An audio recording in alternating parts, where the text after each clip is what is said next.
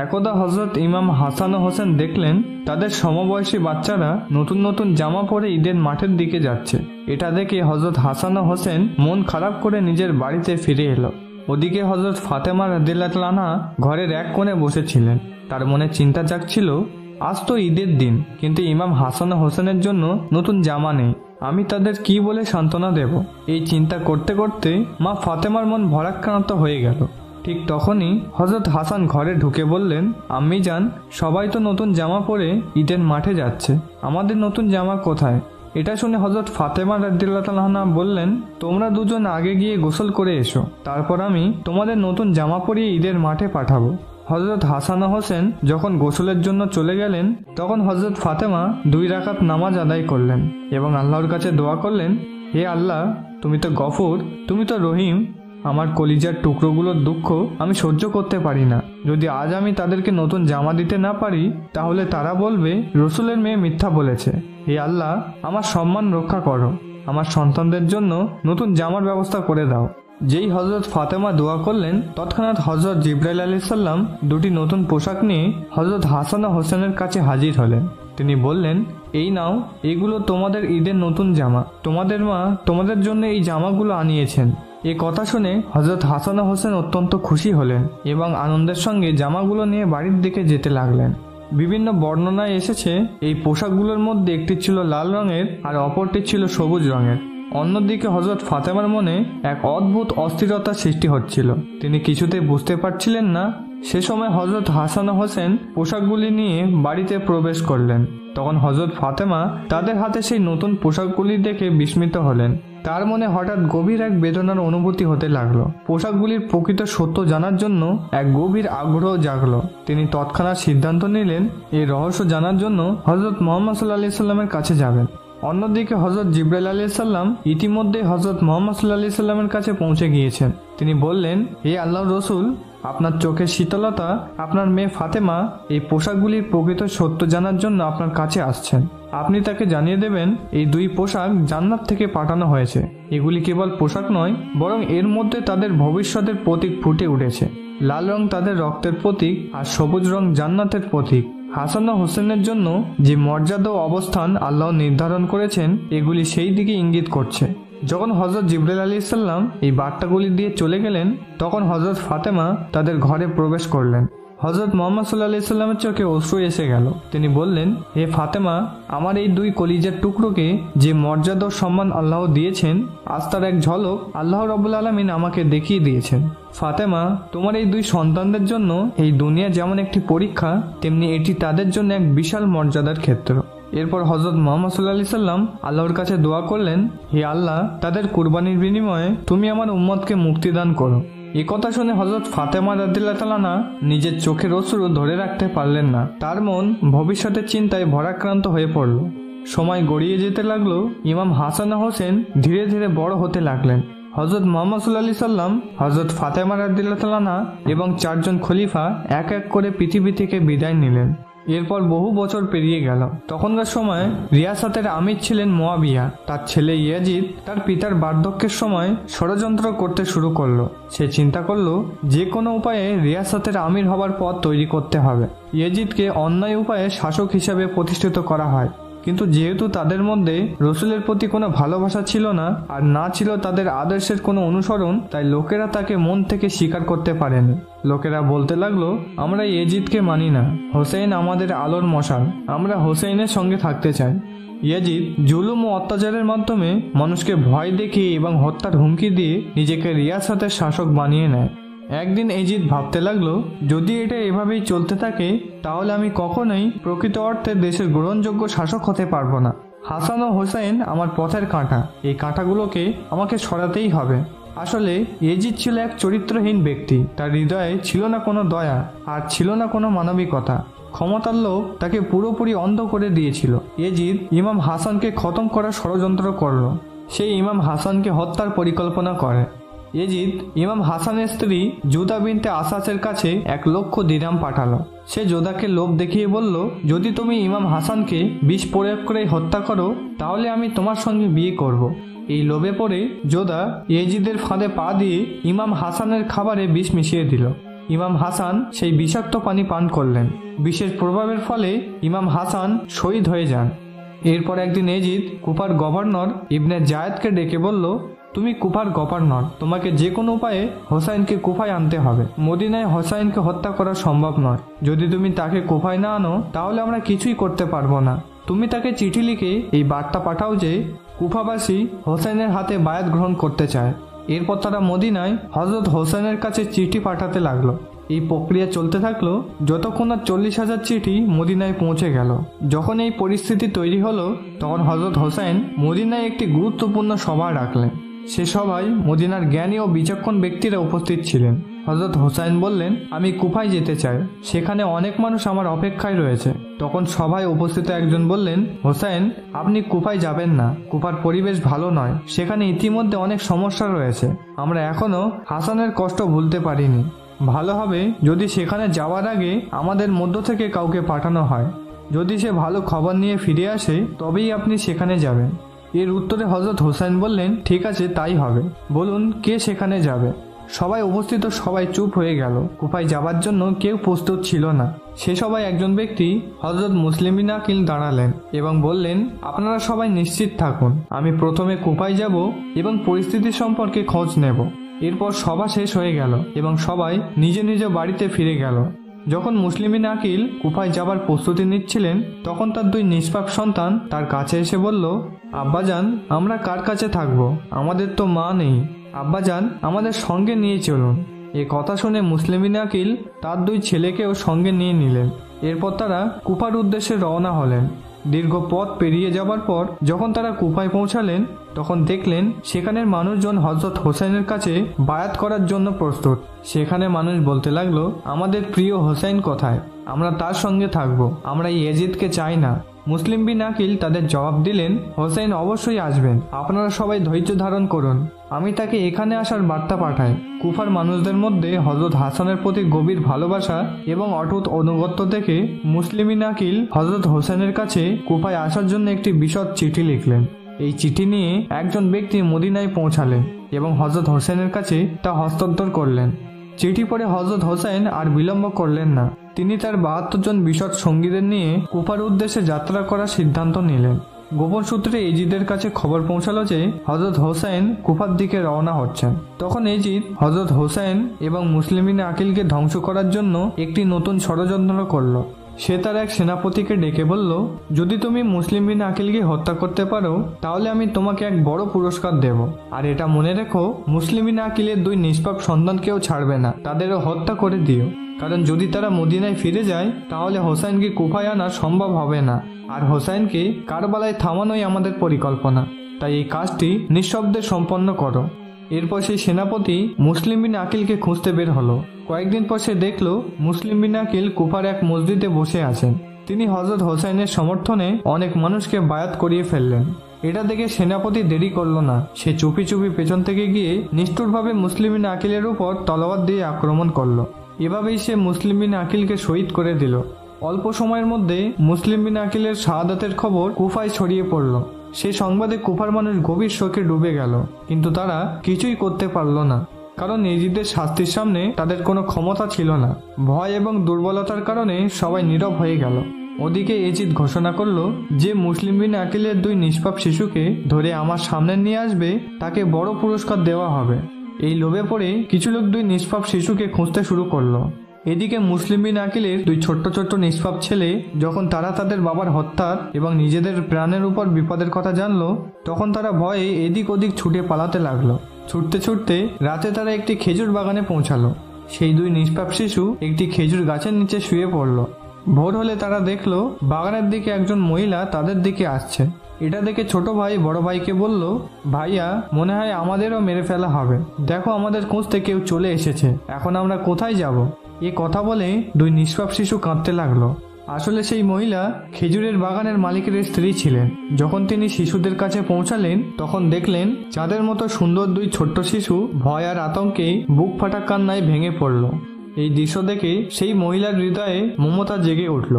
যখন তিনি তাদের অবস্থা দেখলেন, ক্ষুধা ও তৃষ্ণায় ক্লান্ত, তখন তার চোখে অশ্রুতে ভরে গেল।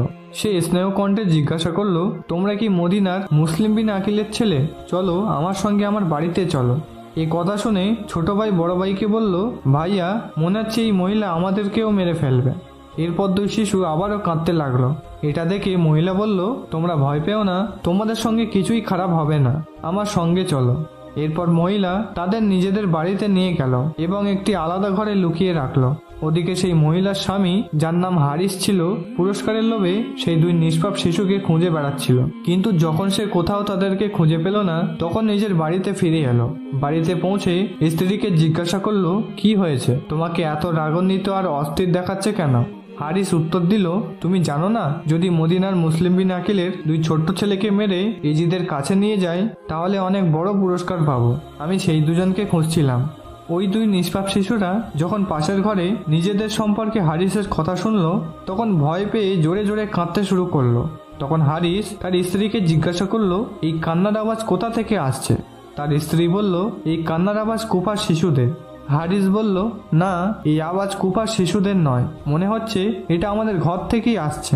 এই কথা বলে হারিস পাশের ঘরে গেল এবং দেখলো দুই নিষ্পাপ শিশু ভয়ে ফুঁপিয়ে ফুঁপিয়ে কাঁদছে। ওই শিশুদেরকে দেখে হারিসের স্ত্রীও সেখানে এসে পৌঁছালো। তিনি কাঁদতে কাঁদতে তার স্বামীকে বললেন, এই নিষ্পাপ শিশুদের প্রতি দয়া করো, এজিদের পুরস্কারের লোভে এই ছোট্ট অসহায় শিশুদেরকে হত্যা করো না। যদি মারতেই হয় তবে আমাকে মেরে ফেলো, কিন্তু এই নিষ্পাপ শিশুদেরকে ছেড়ে দাও। কিন্তু হারেস তার স্ত্রীর কথা একটুও শুনল না। সে শিশুদেরকে জোর করে টেনে নিয়ে গেল ফুরাত নদীর পাড়ে।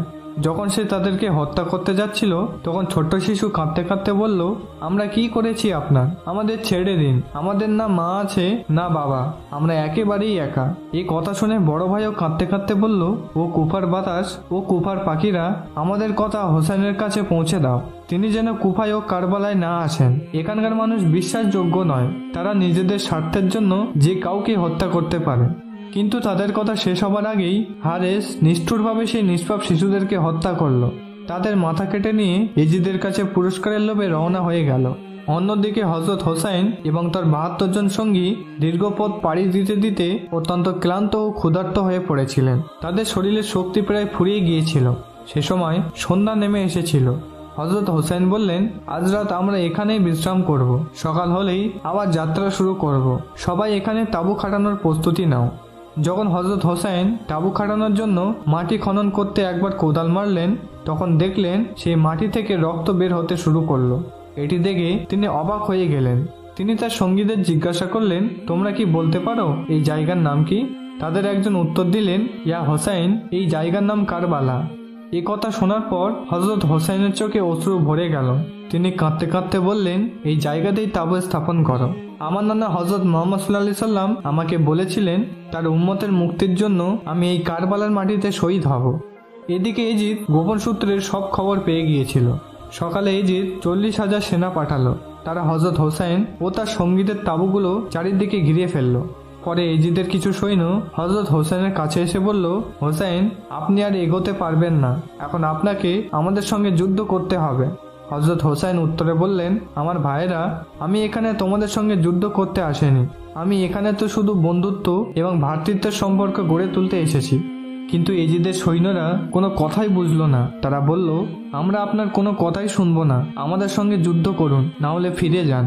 তখন হযরত হোসেন বললেন, ভাইরা, আমরা যুদ্ধ করতে আসিনি, আমরা ন্যায় বিচার প্রতিষ্ঠা করতে এসেছি। কিন্তু যদি ইজিদের অত্যাচারের বিরুদ্ধে লড়াই করতে হয় তবে আমরা মৃত্যুকেও আলিঙ্গন করতে প্রস্তুত। এই কথা বলে হযরত হোসেন তাঁবুর দিকে ফিরে গেলেন। এভাবে 2-3 দিন কেটে গেল।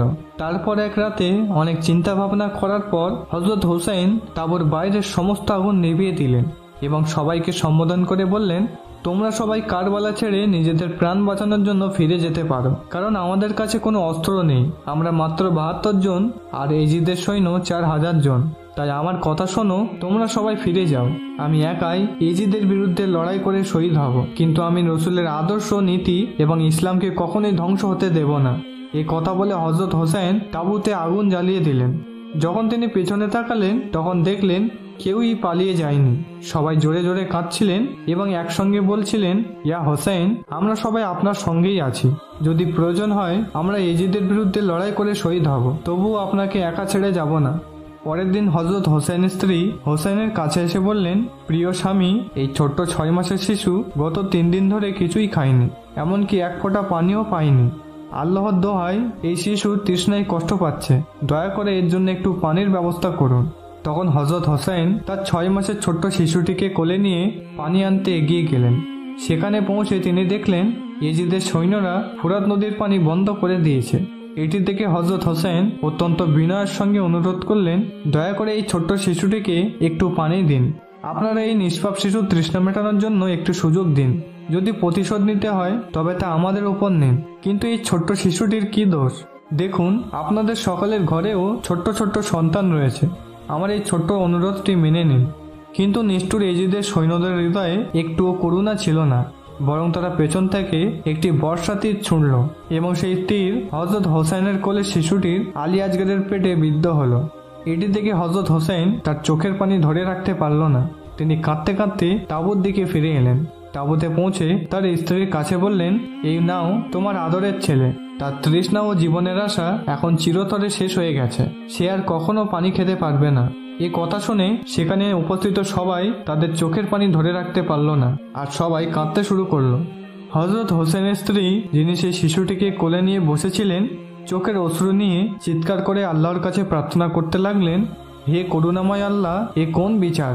যার জন্য এই পৃথিবী সৃষ্টি হয়েছে তার উম্মতেরা পানি পাচ্ছে না, এ কষ্ট আমি কিভাবে সহ্য করব?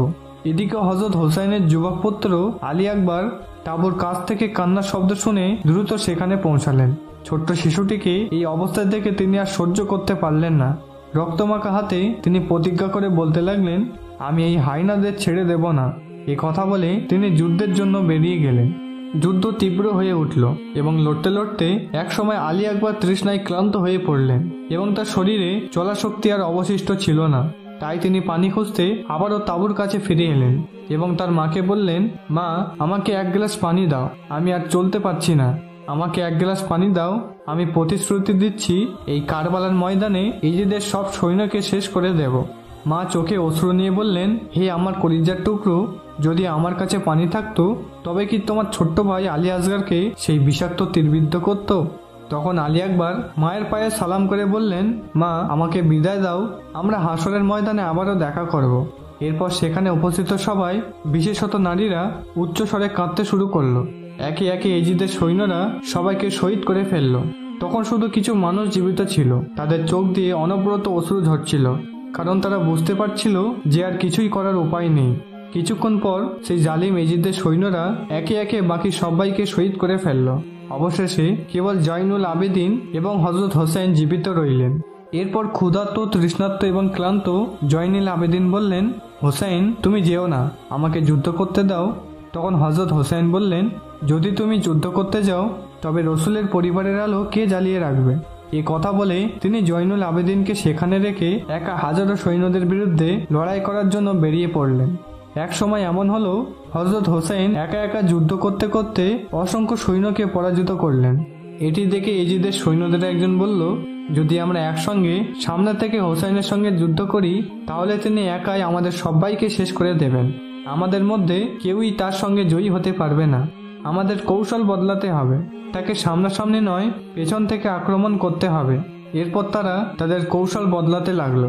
এদিকে হযরত হোসেন যুদ্ধ করতে করতে সম্পূর্ণ তৃষ্ণায় কাতর হয়ে পড়লেন এবং শরীরে আর কোনো শক্তি অবশিষ্ট ছিল না। তিনি আর দৌড়াতে পারছিলেন না। তখন তিনি ফোরাত নদীর কাছে গেলেন এবং পানি নিয়ে যখন পান করতে গেলেন, হঠাৎ তার ছোট্ট শিশু আলী আসগরের কথা মনে পড়ে গেল। তখন তিনি তার চোখের পানি ধরে রাখতে পারলেন না। হযরত হোসেন পানি পান করলেন না এবং আবারও যুদ্ধের জন্য প্রস্তুত হলেন, কিন্তু তার শরীরে আর কোনো শক্তি ছিল না। পিপাসায় তার গলা শুকিয়ে গিয়েছিল আর তিনি দাঁড়াতেও পারছিলেন না। তবুও হযরত হোসেন ইয়েজিদের সৈন্যদের সামনে আত্মসমর্পণ করতে প্রস্তুত ছিল না। তিনি ঘোড়ার পিঠে ওঠার চেষ্টা করলেন, কিন্তু উঠতে পারলেন না। এরপর তিনি মাটিতে পড়ে গেলেন। দূর থেকে ইয়েজিদের সৈন্যরা দেখলো হোসেন আর উঠতে পারছে না। তখন পেছন থেকে লুকিয়ে একজন ইয়েজিদি সৈন্য এসে তাকে জোর করে ধাক্কা দিয়ে মাটিতে ফেলে দিল। তখন হযরত হোসেন বললেন, প্রিয় ভাইরা, আমাকে 2 রাকাত নামাজ আদায় করতে দাও, তারপর আমি আবারও যুদ্ধ করব। ইয়েজিদের সৈন্যরা সেই সুযোগটি গ্রহণ করলো। তারা জানতো যে নবীজির বংশধর কখনোই নামাজ ত্যাগ করবে না। এই সুযোগের ফায়দা নিয়ে তারা তাকে চারপাশ থেকে ঘিরে ফেলল এরপর হযরত হোসেন নামাজ পড়া শুরু করলেন। ইজিদের সব সৈন্য তাকে চারপাশ থেকে ঘিরে দাঁড়িয়েছিল। যখন হযরত হোসেন নামাজরত ছিলেন তখন ইজিদের কাফের সৈন্যরা পেছন থেকে অসংখ্য তীর একসঙ্গে ছুঁড়ে মারল, কিন্তু হযরত হোসেন নামাজ ত্যাগ করার নামও নিলেন না। তিনি তীরের এই বৃষ্টিও ধৈর্যের সঙ্গে সহ্য করলেন। নামাজ শেষ করার পর তার শরীরে তীরের আঘাতে ভরা ছিল, তিনি আর উঠতেই পারছিলেন না। এরপর হযরত হোসেন তার শেষ কথা বললেন, হে দুনিয়া, দেখো, ন্যায় প্রতিষ্ঠার জন্য আমার পুরো পরিবার শহীদ হয়েছে, কিন্তু ইসলামকে কখনো ধ্বংস করা যাবে না। এই কথা বলে তিনি কারবালায় রক্তমাখা মাটিতে তীরবিদ্ধ শরীর নিয়ে লুটিয়ে পড়লেন। এভাবেই হযরত হোসেন শেষ নবী হযরত মুহাম্মদ সাল্লাল্লাহু আলাইহি ওয়াসাল্লামের উম্মতের মুক্তির জন্য নিজের জীবন উৎসর্গ করে কারবালার মাটিতে শহীদ হলেন।